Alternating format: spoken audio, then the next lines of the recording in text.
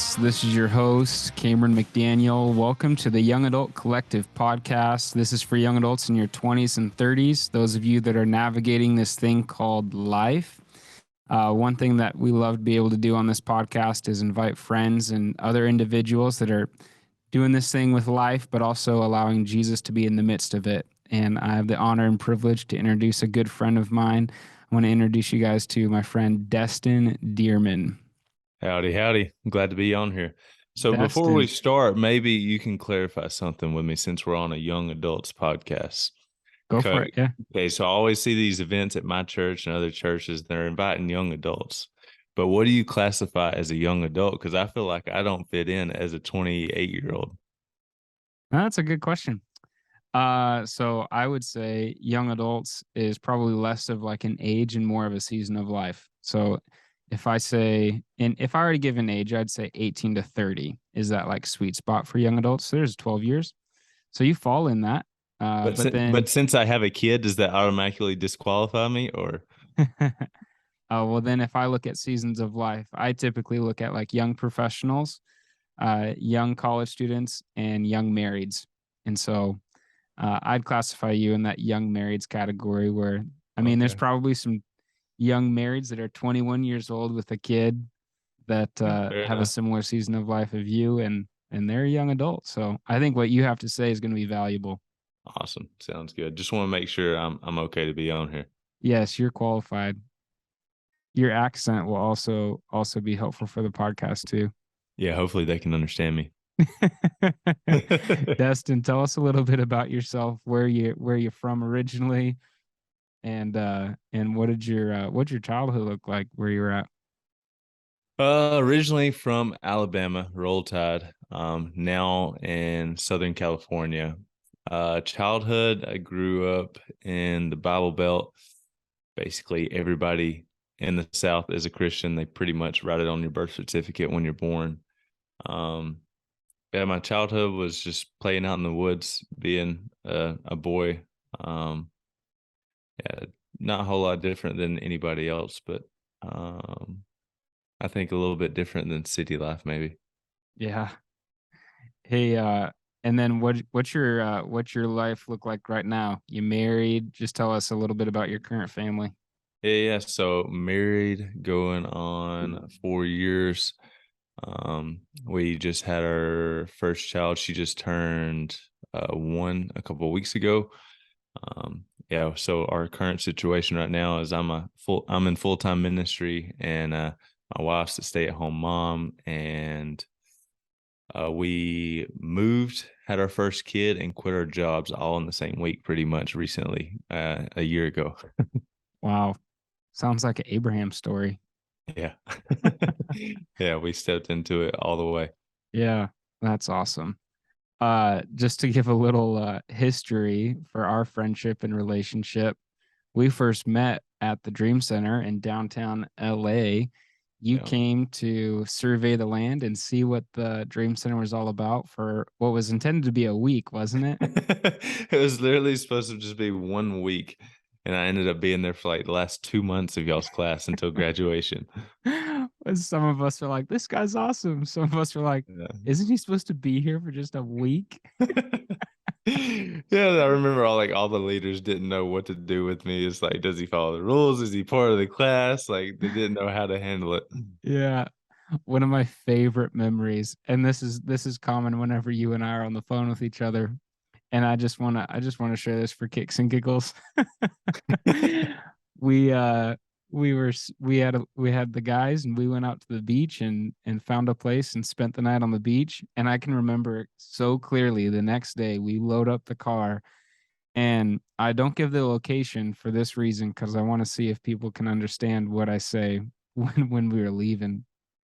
We load up in the car, we're pulling out of the parking lot, and you're in the back filming a Snapchat, and you literally say this, "Lead a Malibu." And I remember turning around going, "What did you just say?" He said, "Leaving Malibu." And I said, "No, you did not say that." And fortunately, you had footage, so you played it back, and all we heard was, "Lead a Malibu." The whole car went silent as soon as I said it. So Yeah. the common joke from then on was whenever you said something I couldn't understand, my response was always, "Lead 'em Mataboo." And if there's a listener that's from Alabama, they probably are like, "Oh, I know exactly what he just said." Yeah, yeah, for sure, they can speak it. Yeah, I've been out here for 7 years at this point, and, yeah, people are finally just now getting to where they can understand me. You're starting to your accent's starting to wear out a little bit. However, if you're around some of those people for a while, I'm sure it comes back. Yeah, it definitely gets thicker when I go back home for Christmas and stuff, it gets way thicker, like, my wife tells everybody that she needs subtitles for my family when she's around them.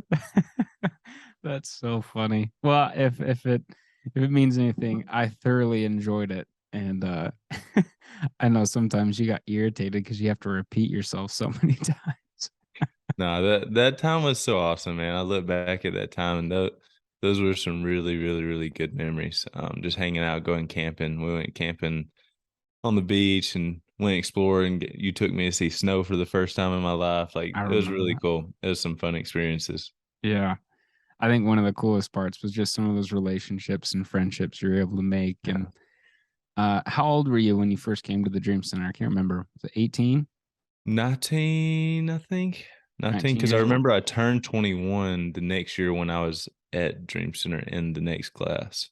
Okay. So 19, 20, somewhere around there. Yeah. So just to give a little context for some people who aren't familiar, the Dream Center is not a mattress store. The Dream Center is a 400,000 square foot hospital essentially down in downtown LA that operates through the lens of find a need and fill it, find a hurt and heal it. The Barnett family has done an incredible job leading that ministry. And so even for myself, it was a pivotal time in my life to be able to be the hands and feet of Jesus and meet some other people too. Share with us a little bit about what your life looked like prior to coming to the Dream Center. Um, you mentioned that you were raised in the Bible Belt area, so there's probably like a familiarity to what it looks like to be engaged with church and maybe know the big guy upstairs. But Yeah. what did your walk with God look like before coming to the Dream Center? Yeah, you said it yourself, the big man upstairs, man. I cringe when I hear that these days because it kind of shows me where people are in their faith because I'm so familiar with that level of faith. Yeah, I grew up going to church every Sunday, Baptist, Southern Baptist, raised. Everybody in my family is a Christian if you ask them. But I, like I said, I grew up every week going to church. I knew how to talk like a Christian. I knew how to walk like a Christian on Sundays. But when it came down to it, like I had no relationship with Jesus. And looking back, I realized none of my family or the people around me that claimed to be a Christian had one either. I would go to church, and there was some people during worship when we was doing the hymnals and whatnot. Like I remember there'd be some people would be screaming and raising their hand and jumping up. Like I'd just be like, calm down. It's just church. Like, what are you so excited about? Like, and I never could understand it. And like my parents would come and drop me off at youth group, and it was just awkward. I didn't really feel like going there, but pretty much my parents made me. Um, and like I said, I knew how to walk the talk. I knew how to walk the walk and talk the talk and look like a Christian on the outside, but my life wasn't lining up with it. My mom would get me a Bible for Christmas and this and that, and I just had no desire for God. I thought in my head I would do what everybody else was doing around me. I would live and party and be young, and I would do the whole God thing later in my life, like everybody else I seen. After I had a family and I calmed down, that was kind of what I had in mind. And yeah, I was at the time, like during 15, 16, 17 years old, I was pursuing a professional career in motocross racing and kind of put my whole identity and whole life into that. Dropped out of school for it, sacrificed childhood, had no social life as I grew up really fast, really quick, and pursuing that career and kind of put my whole entire identity into it. And then when I was 17 years old, I had another injury, which was nothing new. I was constantly breaking bones and stuff. So I didn't think it was a big deal when my shoulder popped out of place. My trainer popped it back in place on the spot, said, "You'll be good in a week, no problem." And then a week went by, wasn't good. And another week went by, it wasn't good. I couldn't raise my arm, and I was like, "Man, I gotta go race. I gotta make some money." And then went to go race, and then during that race, broke a collarbone. Went to the doctor, make sure that I didn't need surgery on that. And then while I was there, I was like, "Hey, can you check the shoulder out for me while I'm here?" And come back to tell me that I had torn my rotator cuff off the bone and need some major surgery and all that. Had the surgery, and nothing really improved. And doctors was telling me that I would never have a working arm again. They was telling me that I could get muscle implants to make it look normal because all the muscle had atrophied. And then some doctors even wanted to amputate it because they were saying it was killing out the other nerves in my body. And so here I am at 17 years old. I'd given everything in my life to this sport, and I'd had no plan B. I had no backup. Like, this was it. And so I spiraled heavily into depression, and got suicidal even, and try to numb myself and fill myself with every void I could, everything that the world had to offer between women and substances, and nothing really seemed to work.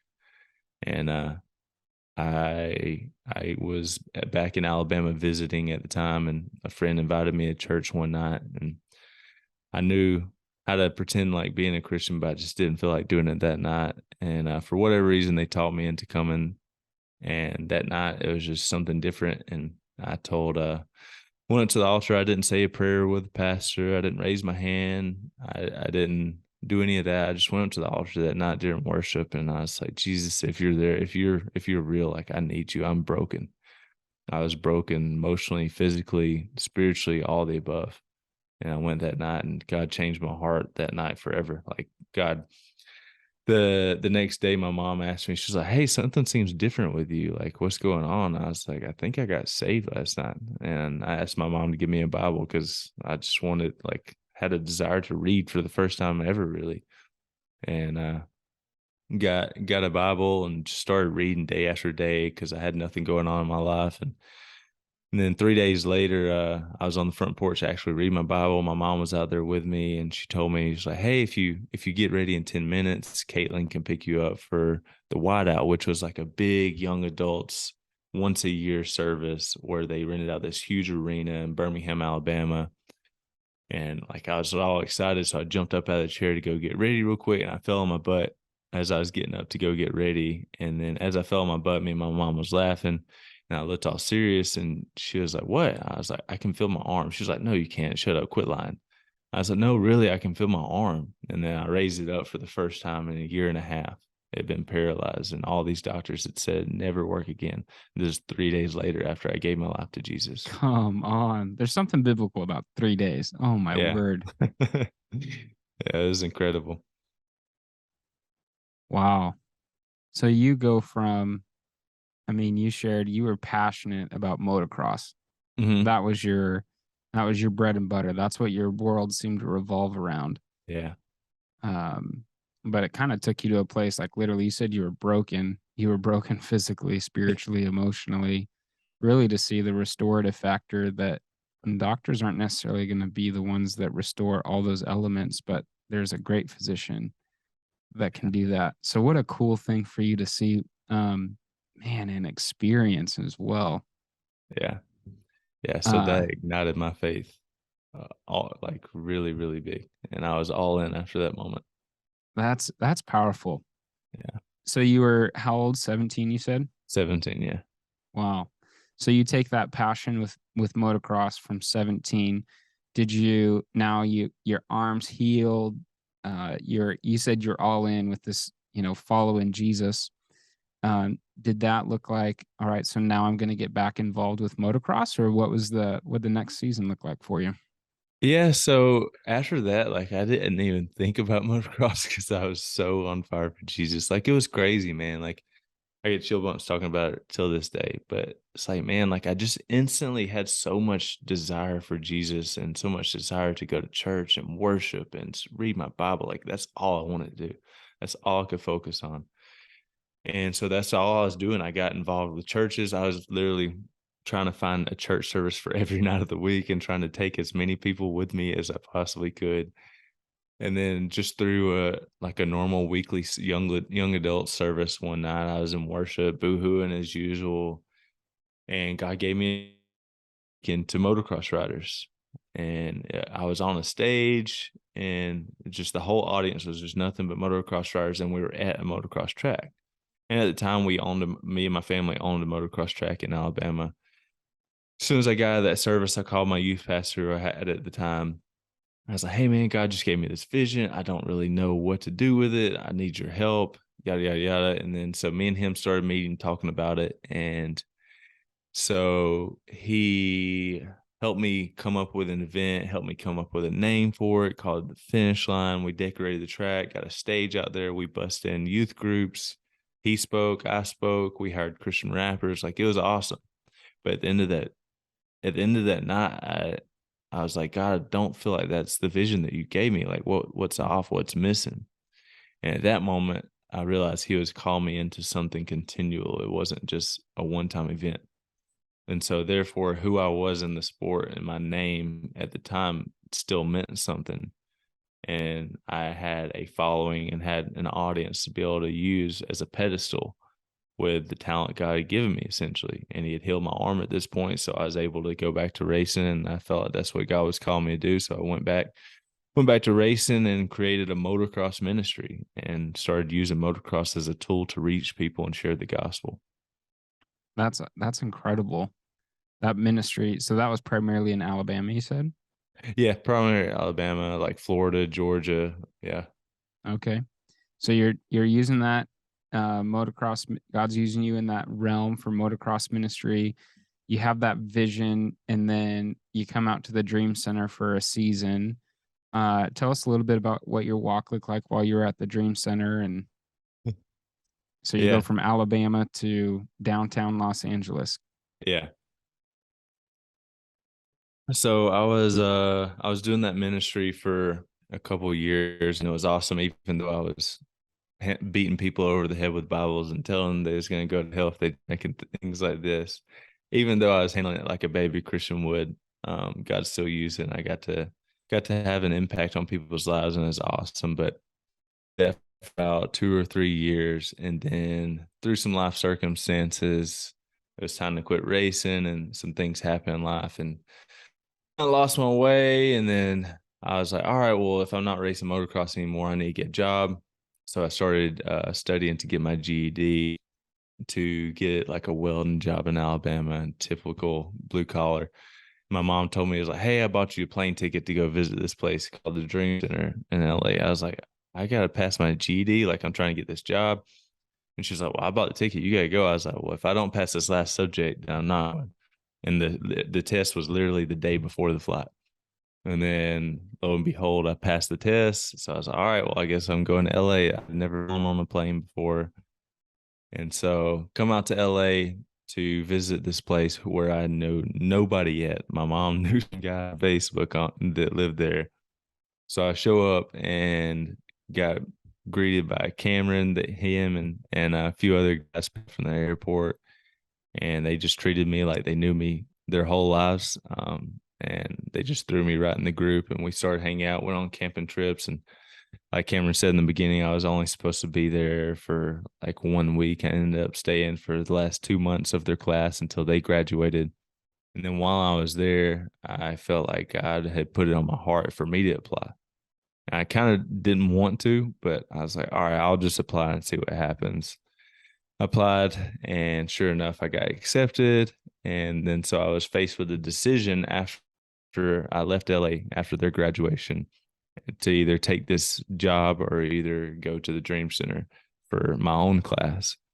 And so I made the decision to go to Dream Center. And I told myself, because I wasn't in a great spot spiritually in my walk with Jesus, I told myself, like, oh, it'll be good for me. I'm going to go there. I'm going to be good. I'll follow all the rules. It's going to help me clean my act up. I get to Dream Center, and that lasted a while. But sure enough, I fell off without pulling community in, and kind of kept my temptations and my struggles to myself, and kind of became a loner while I was at Dream Center, and kind of pushed everybody away so they couldn't see what I was battling with. And I wish I could say that I lived like a perfect Christian while I was at Dream Center, but basically I lived like I was in college, honestly. They eventually had to give me a written notice for me to sign that if I broke any more rules, that they was kicking me out. Um, it, I didn't get as much out of Dream Center as I could have. I know it was God's plan for me to be there for sure, but I wasn't opening it up to people and I wasn't utilizing the program that they had in place to be able to get the full value out of it. Yeah. Well, and I think, the relationship you and I have had, we've known each other for now, what, 6 years, 7 years, somewhere around Yeah. there. Yeah. And I can say from my personal experience, just seeing like the spiritual growth that you've had since then is incredible. Like our conversations that we have to see your love for the Lord and what He's done, bringing your wife, you met your wife at the Dream Center. Yeah. Something I do want you to talk about a little bit for us is, when I say the word ministry, one of the first things that pops into our minds, I would say probably for a large majority, is going to be vocational ministry. And that could look like a pastor, that could look like a ministry, or sorry, a missionary within the context of like a church building. But one thing that I love that you said early on is God's used you. He gave you that vision for that, and you have that passion for motocross, and you're currently essentially like a missionary in the motocross field, correct? Is Correct. that Yeah. like that's the way you'd frame it? And Yeah. so help us discover what does it look like for a person who God has given some incredible talents, gifts, and abilities and passions. And it may not initially look like that ministry in the context of a pastor, but what if they were to actually look at it and say, God, I just want to utilize these to glorify your name? Give us some, walk us through that. What did that look like for you? And how would you encourage someone to utilize their passion for God's kingdom? Yeah. Yeah, for sure. To give it full context, God, like talking about Dream Center, to backtrack a little bit, like God used Dream Center to get me where I am today. And, that was 6, 7 years ago. So God brought me out to Dream Center, and then some people who were kind of affiliated with the Dream Center offered me a job. Ended up moving out here, becoming a local. Ended up basically living in a way that was running from God for a couple years, living on my own, had a good job, and like Cameron said, I ended up meeting my wife at Dream Center. She was there at the same time, but Dream Center had rules where you couldn't talk to opposite sex one on one. So we never actually spoke to each other. We would For just see her each for other. her program. Yeah, yeah. Yeah. So we would see each other on campus, but never spoke a word to each other. And then we had each other on social media and whatnot. And then 2 years after the program, we had both become locals living in California. And then 2 years of me running from God, I realized like, man, through some life circumstances that weren't very fun, I realized like, man, I gotta get my life back on track with Jesus. And I was like, okay, so how do I do this practically? And I thought to myself, well, I need to get the bad influences out of my life and get some good influences in my life. And for whatever reason, I thought of her when I try to think of good influences that had a strong walk with God. So I contacted her for coffee, and we met for coffee, and then she was like, "Hey, I'm actually going to like my young adults Bible study tonight. You're welcome to go if you want." So I go with her, not knowing that when we got there that they was going to split it up in between guys and girls. So not only did I not even know this girl, but I definitely didn't know anybody else in the group. So here I am by myself, not knowing anybody in the group. But it was awesome. Like God taught me through going to that group and coming to this church how to really get help and open up and to be real and be vulnerable with people, because that was what I was missing out on for so much of my life, that I didn't want to let people know how messed up I was. So therefore I never got the help that I needed. I never got the accountability that I needed. I never got the encouragement that I needed. So me and her start dating. We eventually get married, and during COVID, our church was closed down. Was in LA, and LA district rules were pretty rough. So we were just stuck at home, and we were so comfortable. And we was like, man, like we want to serve, because we was a big part of our kids ministry in our church. We have a heart to serve, but we don't know what to do right now. Like everything's closed down. So we started praying, like, God, what can we do? We're so comfortable right now. We want to be uncomfortable. And we started praying, and felt like God put it on our hearts to create another motocross ministry. And so I was like, all right, like that's the world I'm comfortable with. That's what I grew up doing my whole life. I know the lingo, I know the world, I know the people. I can relate to them more than anybody else in the world. And so we just started going to the tracks on the weekends and saying, God, we're available. Like we don't have any resources, we don't have any connections. We're just going to show up and we're available and to whatever you want to do. So we'd like buy a couple dozen donuts on the way to the track on the weekends and go around the parking lot passing out donuts to people at the motocross tracks. And when they would ask, like, "Hey, like, why are you doing this?" And then that was our opportunity to share the gospel with people. And then we kept doing that week in and week out, and just kept saying, "God, we're available," and more connections, let's more connections. And it was really, really cool because it was so easy to see God working in it. It wasn't anything we were doing, but because we didn't, like I said, we had no resources. We had full-time jobs. We lived 2.5 hours from all the tracks, and we just didn't have like money to invest in the ministry. And then I got an opportunity to go train a motocross camp for Fellowship of Christian Athletes in Idaho with like a legend who's won championships in motocross. And I had never met him, but he was like somebody I looked up to a lot. Get to go train this camp with him. And our prayer going into this camp was that we'd make more connections for ministry going forward.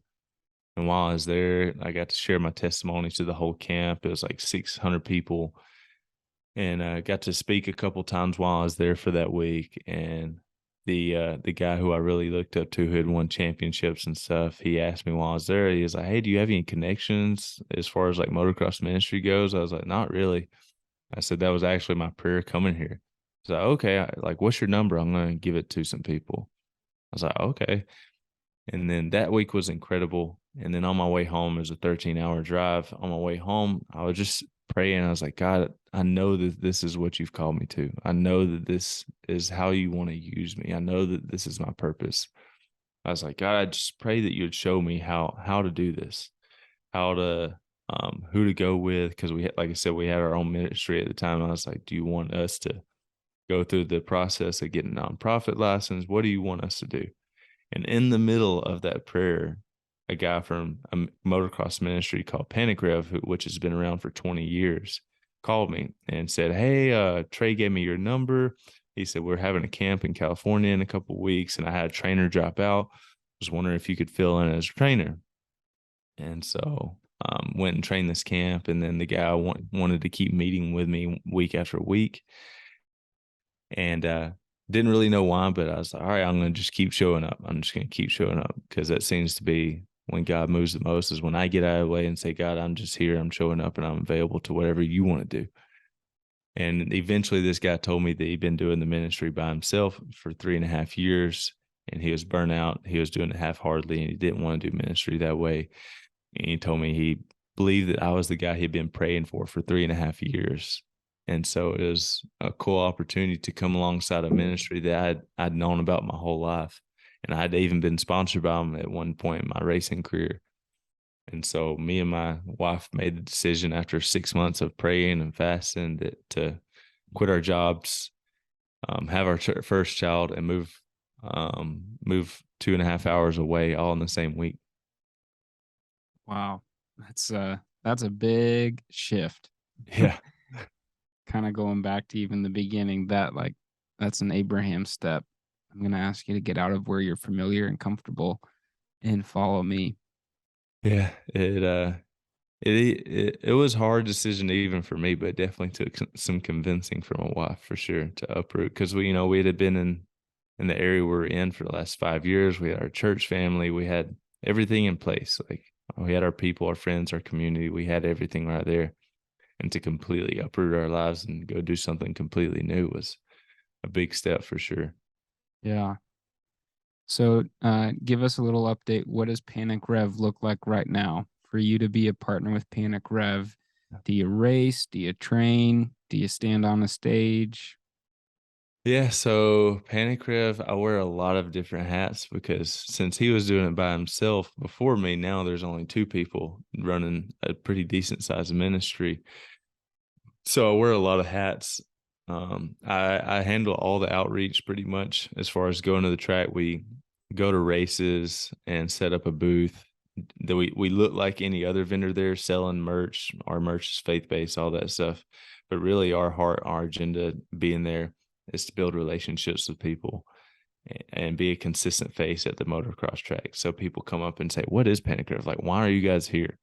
And then that's my favorite question because I get to tell them what our purpose is, what our heart is, to be able to share the gospel with people in the industry. So we go to a lot of races throughout the year just to be a consistent face at the track. We do motocross camps all throughout the year, summer and winter.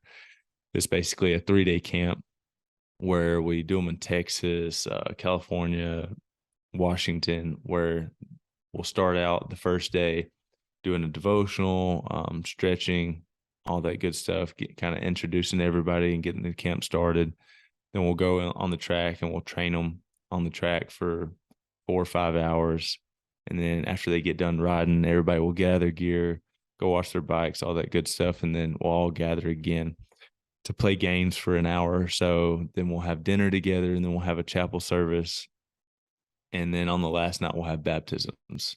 So we do that for 3 days. And it's really awesome because a lot of times we have people who are at a high status as far as their name in the industry. And so a lot of times families or kids will come for the motocross training because they want to get trained by so and so. And God ends up meeting them while they're there. Or even better, like sometimes the parents ended up getting saved and baptized while they're at the camps That's because they don't just incredible. drop the kids off. And it's been really, really awesome. We have like 5-year-olds doing the camp and we have 65-year-olds doing the camp. It's a big range of skill level and age. But I would say that's probably our most impactful part of our ministry, my favorite part. And then outside of that, we do ride days where we show up to tracks once a month and we grill out for the whole parking lot. We'll feed anywhere in between like 75 and 125 people. And when those people come and ask, "Hey, why are you giving away free food?" And that's another opportunity for us to build a relationship with people and share the gospel with them. Yeah. So that's just a few of the things we do. We have Bible studies at the office and on Zoom every week. But the biggest thing, we're trying to bring Jesus to people. It's not necessarily, we're not a church where people are coming looking for Jesus. Yeah. So we kind of have to be creative in our approach to sharing the gospel and not beating people over the head with Bibles and shoving it down their throat. Yeah. I think something that I love hearing you say, and you said it consistently through your story, and I don't know if you picked up on it, is you just continually having the heart to serve. Like, and Yeah. I think that it's crucial for us to understand, especially as we're talking to this, um, demographic of young adults. This season of young adulthood, it can be so easy, and I think it can be a good thing to look at. All right, what do I need to do? What gifts do I need to develop? What degrees do I need to achieve in order to qualify for the position I'm looking to get or the career I'm looking to attain? But when I listen to your verbiage, it just reminds me so much. And I hope that this just gives peace to it's given me a sense of peace. And I think for some that are listening, is look at the words Jesus says is he did not come to be served, but he came to serve. And I think that if we could be as Christ followers, I love how there were just doors and opportunities that opened up for you. You didn't know what it looked like. You just said, I'm just here to serve. I'm, and I'm going to pray. I'm praying for connections, but I know that if I'm faithful in serving, um, I know that I serve a God who's also faithful with responding. Yeah. And I think that that's such a huge encouragement to hear and to listen because there's a lot of, ambiguity and uncertainty with what the future looks like. Who is my future spouse? What's my career path look like? But man, my encouragement would be you even said it, and I think COVID heightened that desire of connecting and serving. Yeah. And I love how even you and your wife recognize, all right, we can't really get engaged with the church right now and serve like we have always done in the past, but we need to develop some new opportunities for us to be the hands and feet of Jesus. So I think that that's huge is adopting that heart of servanthood. Can you speak to that for just a moment with that final thought of what does it mean to truly just serve? Yeah, I think a lot of times people get wrapped up in what they wanna do and the vision that they have for their life and kinda bringing Jesus alongside, like, "Alright, come on, Jesus, this is where we're going." Instead of having the heart of like, "God, I surrender. Whatever you want, that's what it'll be." That's been the most defining moments and most beneficial moments of my life is when I was in the floor crying out to God, "I'll be whoever you want me to be. I'll look however you want me to look. I'll talk however you want me to talk. Whatever you want my life to be, that's what it'll be." Those were the best moments of my life, best and hardest moments of my life. And I believe God's used that more than anything. Instead of being in that place of trying to bring God along with what I want to do, just submitting, God, whatever you want to do, just show me. And that's what I'll pursue. That's the doors that I'll walk through instead of trying to make my own path. Yeah. I think that's so key is Jesus isn't merely just on the passenger seat, but let him take the wheel and you're just along for the ride. And he'll take you on a journey you never would have imagined you would go on. Yeah. As you're sharing your story, recently I heard a pastor say something like this. He he's been a pastor in full-time ministry for about probably 40 years. So he's got a lot of experience and he's just got a beautiful heart for the church. And he shared with me a dream that he had and he's continued to have throughout his life, and it's challenged him. He said in this dream he's in heaven and he's sitting in between Peter and Paul, and he turns to Peter and he's like, "Peter, what was it like stepping out on the water? What was it like feeding the thousands? What was it like denying Jesus?" And Peter tells him the whole thing, and then he turns to Paul and says, "Paul, what was it like when you met Jesus on the road to Damascus? What was it like when, he dictated your steps where you're supposed to go, all this stuff?" And Paul shares his story. And then they both simultaneously look at him and they say, "What did you do for Jesus?"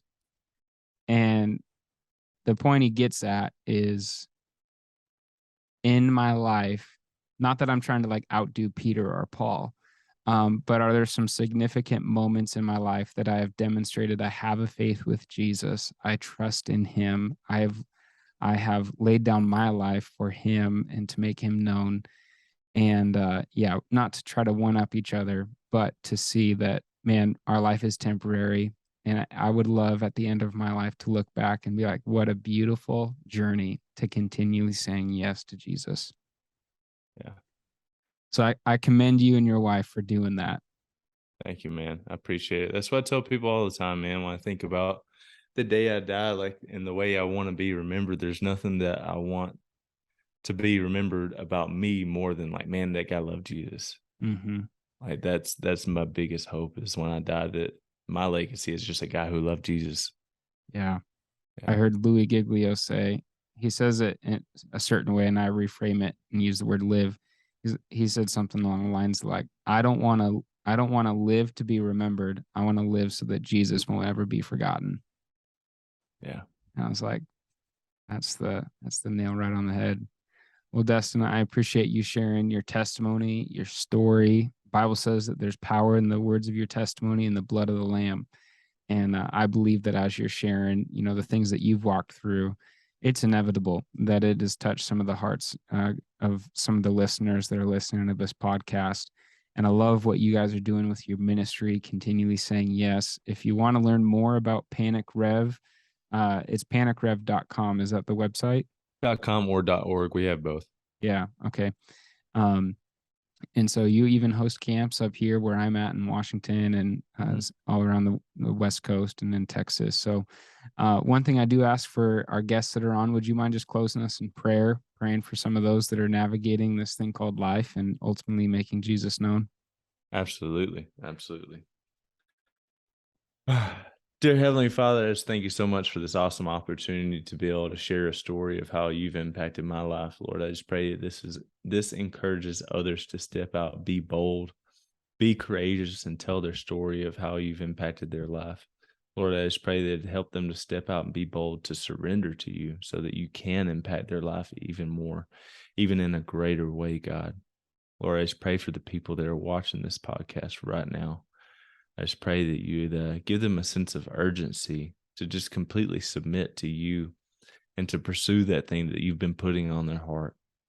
Lord, I just thank you so much for this awesome ministry that Cameron is a part of. Lord, I just pray you continue to use it to impact people and to encourage the saints and to share the gospel and help people see you and turn to you. In Jesus' name, amen. Amen.